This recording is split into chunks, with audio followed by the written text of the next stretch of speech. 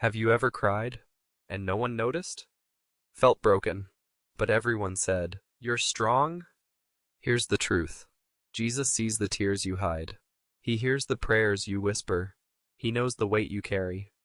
And he says, "Come to me, all who are weary, and I will give you rest." Matthew 11:28. You're not invisible. You're not forgotten. You are deeply loved. Comment "Thank you, Jesus," if this touched your heart. You are not responsible for what happens to you, but you are 100% responsible for how you respond. That's where your power lies. When you stop blaming life for being unfair, you begin to control what you can control: your effort, mindset, and direction. Don't expect ease. Expect adversity. Train like a warrior, not for a fair fight, but for the worst-case scenario. The stronger your mind, the less the world can shake you.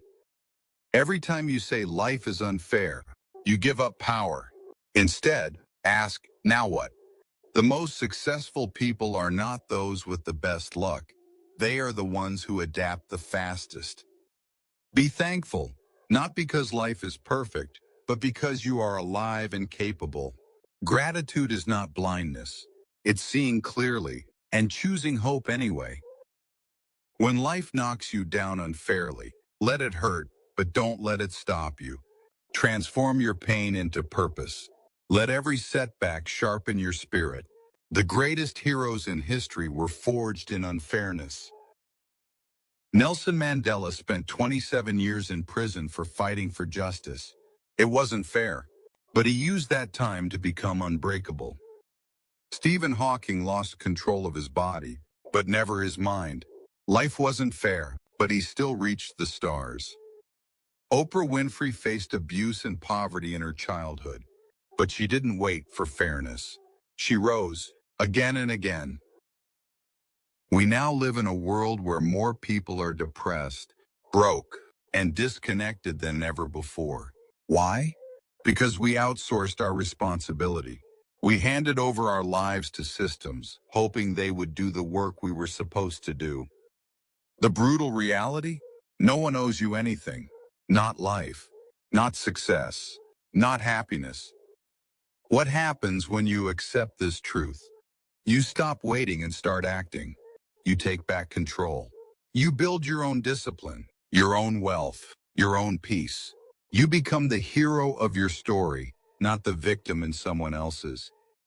You stop blaming your parents, your upbringing, the system, the society. You may have been handed a tough deck, but what you do with it is up to you. You are not weak. You are untrained. Most people are not incapable. They're just undisciplined. No one taught them how to think, how to act, how to be resilient. That's okay. You can teach yourself. Everything is learnable. Discipline is the ultimate self-rescue tool. Motivation fades, emotion wavers, but discipline shows up every single day.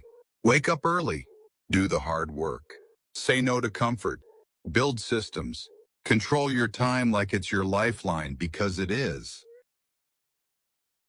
But Jesus never cared about appearance. He cared about truth.